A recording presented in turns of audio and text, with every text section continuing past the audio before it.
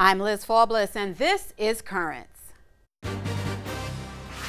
Remembering a woman martyred for the faith at Auschwitz. She was aware of the problems of women and students. She was involved in liturgical and biblical movements of the early 20th century. Plus, it's one of the country's least restrictive abortion laws, and it's still in place after a House vote. And home away from home for American seminarians. Every room in the house is full. 250 seminarians, 250 students in the house at this time.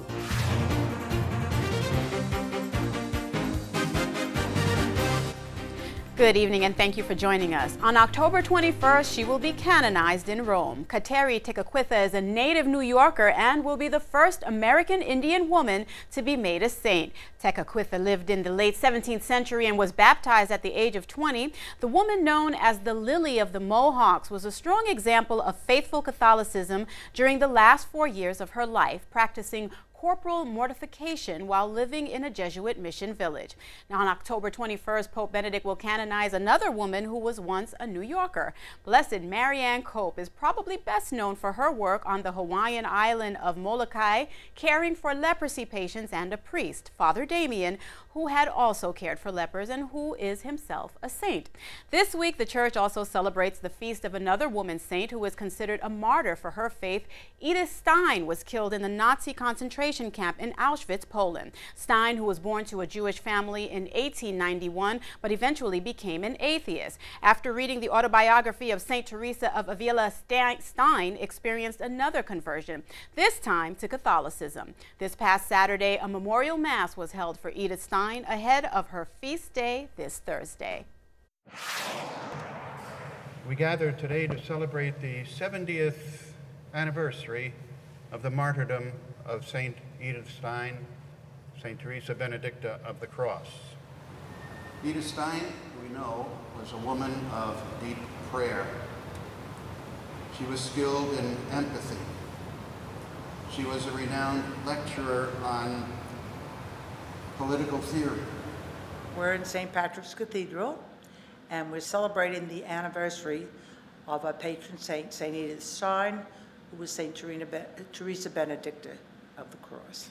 And today we had a mass and a brunch and a speaker, and we spoke about interreligious dialogue. This is the Edith Stein Guild of America, which has been around since 1955. We've had this memorial ever since. And so our purpose here is not only to remember St. Edith, but also to promote her, to promote devotion to her, make her better known. And we're hoping, indeed, that our hope is that she will be made a doctor of the Church. She was a woman of compassion as a nurse in World War I. She understood people who were sick, suffering. Edith Stein was a German woman, born very near, Silesia. She was a philosopher, phenomenologist, and then tried to integrate phenomenology with Thomism, with Catholic philosophies. She was aware of the problems of women and students. She was involved in liturgical and biblical movements of the early 20th century. In the late 1920s, she went around German-speaking, but she also spoke English, and she went around various countries and gave lectures mostly on education of girls and women's role in society and family.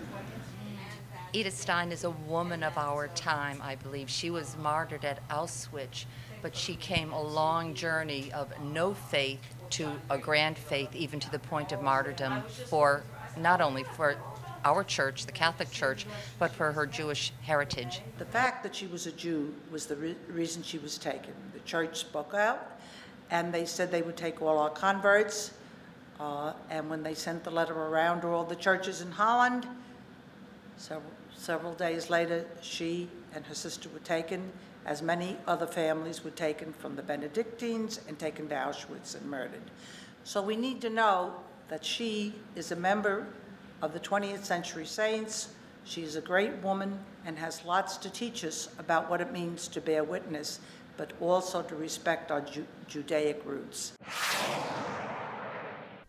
And stay tuned, there's more currents ahead. The day's headlines next.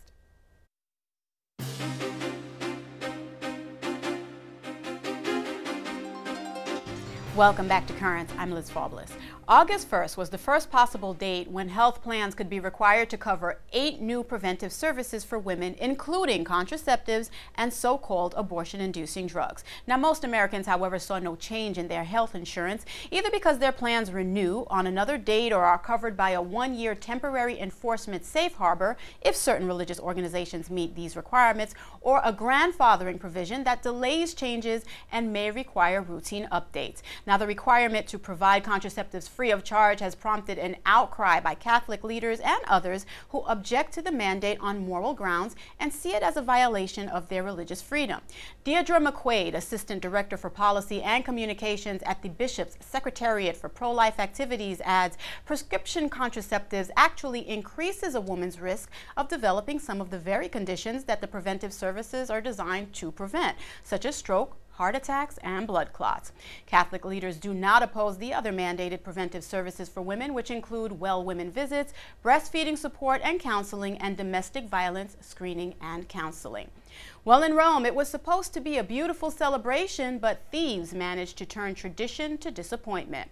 Romans and tourists gathered to celebrate the end of the feast of Our Lady of the Snows at the Basilica of Mary Major. Well, the festivities were disrupted after thieves stole the truck with the sound and light equipment Saturday night. So the big finish, a sound, light, and artificial snow show in the square outside the Basilica, had to be postponed to August 15th, the Feast of Mary's Assumption.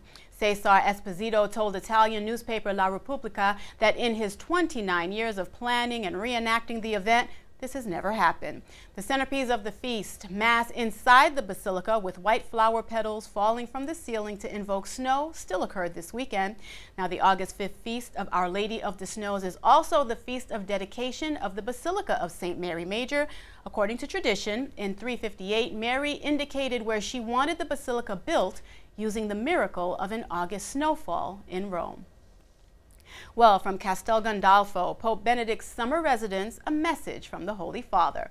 In his August 5th Sunday Angelus address, Pope Benedict reminded an audience of thousands that God's promise of a new and eternal life deserves priority over earthly desires for things that can never satisfy the heart.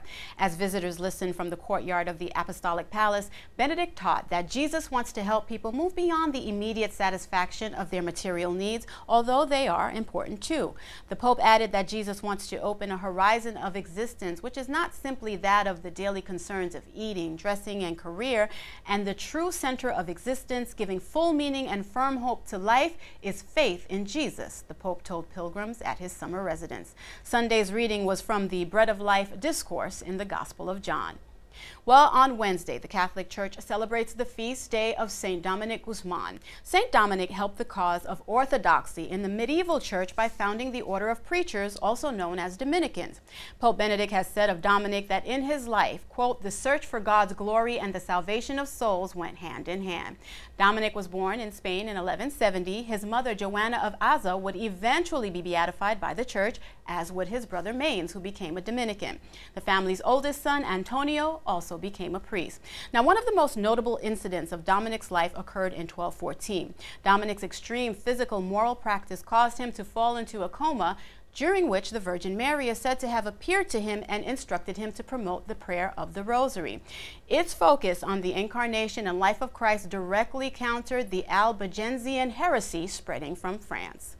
Well, heightened security here in New York following a mass shooting Sunday in Wisconsin, which took the lives of 6 worshipers at a Sikh temple in a suburban Milwaukee region. The gunman was also killed. The New York Police Department and at least one suburban department are increasing patrols around Sikh temples as a precaution.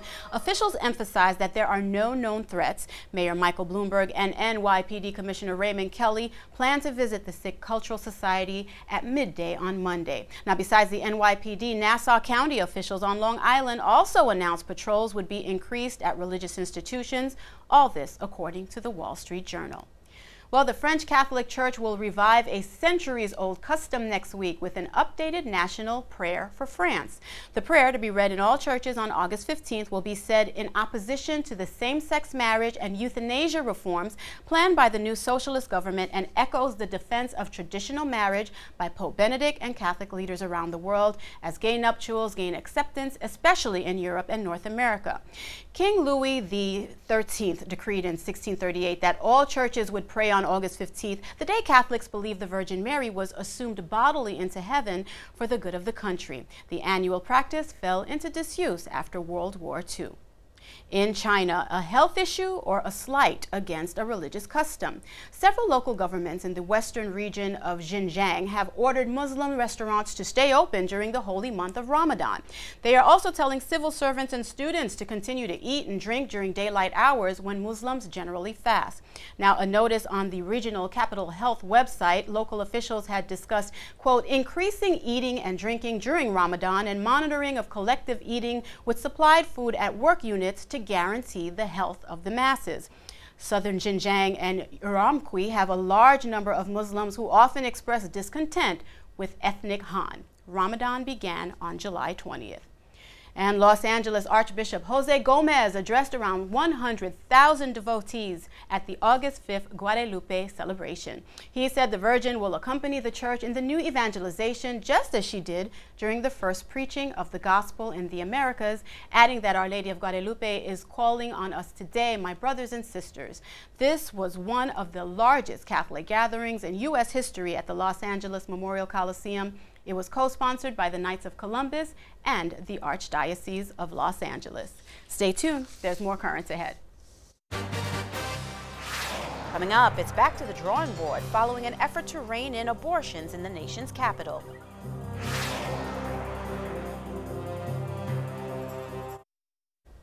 A bipartisan group of 6 former U.S. ambassadors to the Vatican has joined together to support Mitt Romney. The group, which includes former Boston Mayor Ray Flynn and Harvard Law professor Mary Ann Glendon, believe Romney can be a, quote, great force for good in this country. The ambassadors say the Obama administration has brought freedom of religion under direct assault by, quote, imposing government mandates that completely disregard religious conscience. And while a Romney victory may alleviate the ambassadors' concerns, other elections could have an impact on the fate of a controversial abortion policy. For more on that and ahead of the Health and Human Services mandate taking effect last week, I spoke with the legislative director of the National Right to Life Committee, Douglas Johnson. Douglas, we're talking today about the District of Columbia Pain-Capable Unborn Child Protection Act, a very long name. Can we have you explain exactly what that means? Yes, this may come as a shock to a lot of your listeners, but in the District of Columbia, the nation's capital, there is no abortion law at all. The city council repealed the entire abortion law, so it's now legal in the nation's capital for an abortionist to perform an abortion for any reason up until the moment of birth. Now, the Constitution gives the Congress the responsibility for governing the federal capital, and so this bill was proposed by Congressman Trent Franks, which would replace that extreme policy with a new law that would protect the unborn child and prohibit abortion after 20 weeks fetal age, which is about the beginning of the 6th month. And after that point, under this bill, abortion would only be permitted in the nation's capital if the mother's life was in danger. Okay, and we saw 154 lawmakers voting to defend this current D.C. policy of legal abortion, and that's for any reason until birth, as you mentioned. Now, you argue that they're going to have some explaining to do to their constituents. What do you hope will happen once the explaining starts?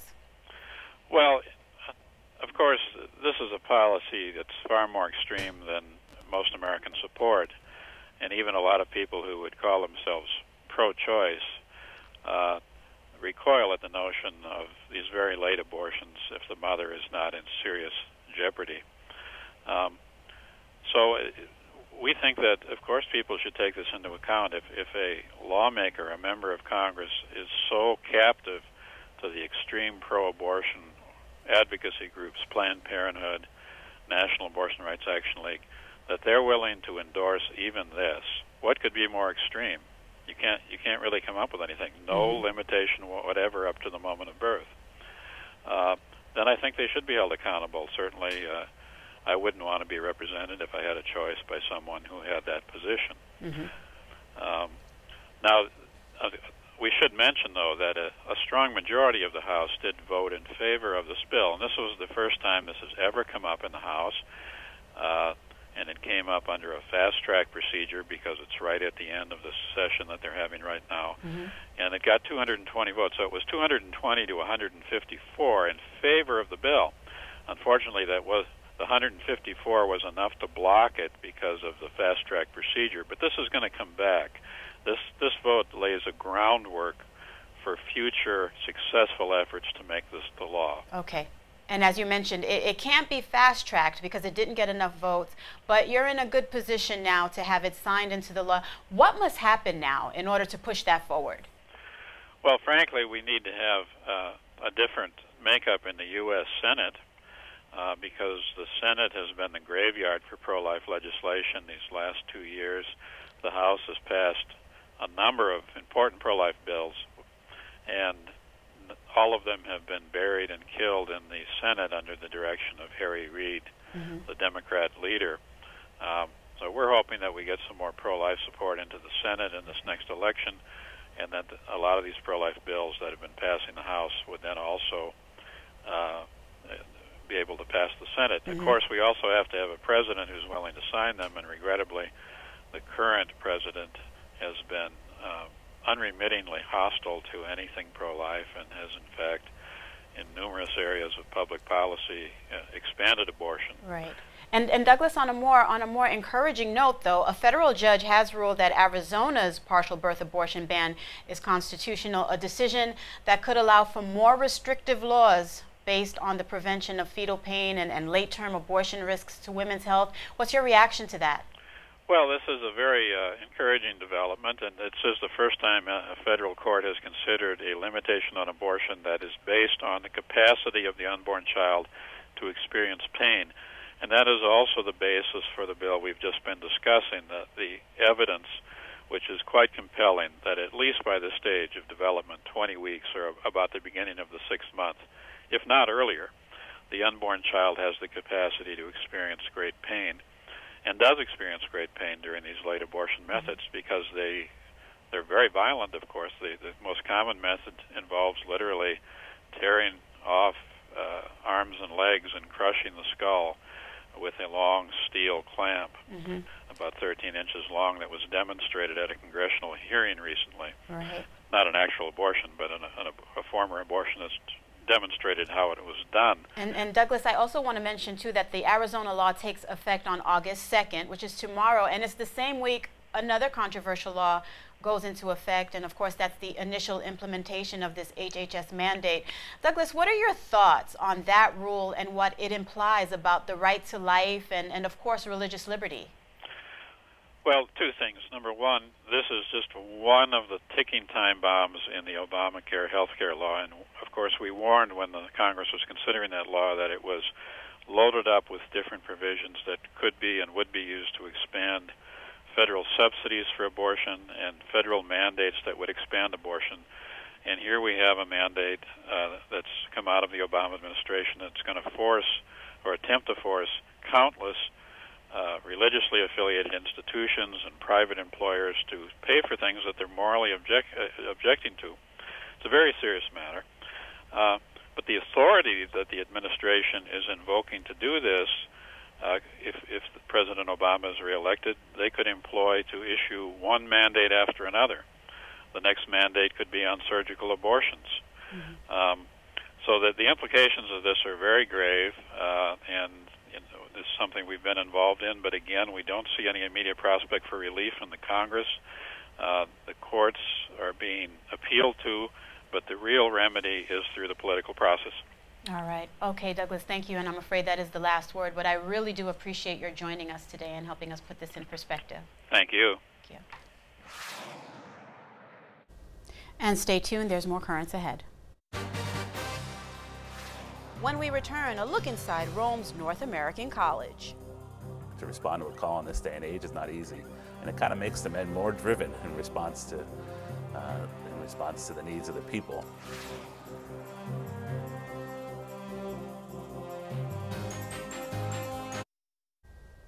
Beginning this month, St. Joseph's Seminary in Yonkers is the major seminary for the Diocese of Brooklyn and Rockville Center and the Archdiocese of New York. That means candidates for the priesthood who are at the graduate level will all study at the seminary located in the Yonkers neighborhood known as Dunwoody. Many men studying for the priesthood in the U.S. also head to the Eternal City. Rome Reports has more on that. This is home away from home for hundreds of American seminarians. It's the North American College, just a short distance from the Vatican. Every room in the house is full. 250 seminarians, 250 students in the house at this time. There are seminarians from 100 dioceses in the U.S. Some of them followed their vocation early on in life, but others held regular jobs before becoming seminarians and coming to Rome. Some were doctors, some were architects, some worked in the entertainment industry. Monsignor Cecchio was the college rector. Before, he was also a student here, and over the years, the college has welcomed big names in the church, like former rectors Cardinal Edwin O'Brien, who was the Grand Master of the Equestrian Order of the Holy Sepulchre, and also Cardinal Timothy Dolan, who now serves as the Archbishop of New York and has led the fight against President Obama's controversial health care mandate, which required church institutions to provide birth control to its employees. Health care for everyone is a goal of the church, too, and has been for a long time before it's been a concern of our government. The college was founded back in 1859 under Blessed Pope Pius IX, who gave the property to American bishops so they could prepare American seminarians right in the heart of Catholicism, with close proximity to the Pope, saints, and martyrs. The goal is to broaden their understanding of the church so they can then transmit that message back in the U.S. To respond to a call in this day and age is not easy, and it kind of makes the men more driven in response to the needs of the people. From the college to a graduate house and even a continuing education institute for priests, the goal is always the same: to strengthen the formation of priests and seminarians who in turn can help strengthen the faith in the United States.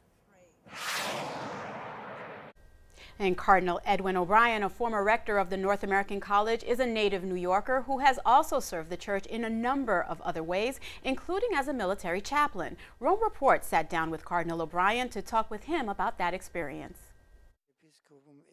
From an early age, Cardinal Edwin O'Brien has directly seen the hardships life can bring. Before serving as the Archbishop of Baltimore, he was the Archbishop for Military Services, precisely as the Iraq and Afghanistan wars began. After being ordained a priest, he served as a chaplain during the Vietnam War. I would be, marrying cadets upon graduation, and within a year, I'd be burying them because they'd be shipped right over Vietnam. And I just asked my cardinal if I could join the military as an active chaplain. When O'Brien became a cardinal back in February, he received a red silk beretta and a new title. But he says for him, many things stayed relatively the same. It's certainly a higher profile than what I had, but deep down I don't feel any different. In addition to being a cardinal, he's also the Grand Master of the Order of the Holy Sepulchre. The lay order has roughly 30,000 members from every corner of the world, and through the church, its members support marginalized Christians living in the Holy Land. And during visits, they see exactly who they're helping and how. The government there has put severe restrictions on travel, on labor, on owning property, and the good Christians of the Holy Land feel themselves limited in so many ways. Ironically, as Christians choose to flee the Holy Land because of these restrictions, Christians from other nations are immigrating into Israel, hoping to find better job opportunities. Now, under this new responsibility, O'Brien hopes to encourage higher membership in the order, so as to ease the living conditions of Christians in the Holy Land. He's planning on traveling to Israel once again in the fall for his formal appointment. And that is all for tonight. Coming up on Tuesday, from the boxing ring to off-Broadway, one fighter's change of direction. Until then, be sure to visit us online at currentsny.net. For all of us here at Currents, I'm Liz Faubles. We leave you tonight with a taste of home for Pope Benedict at his summer home in Castel Gandolfo, song and dance from Benedict's native Germany. Thank you for watching and have a good night.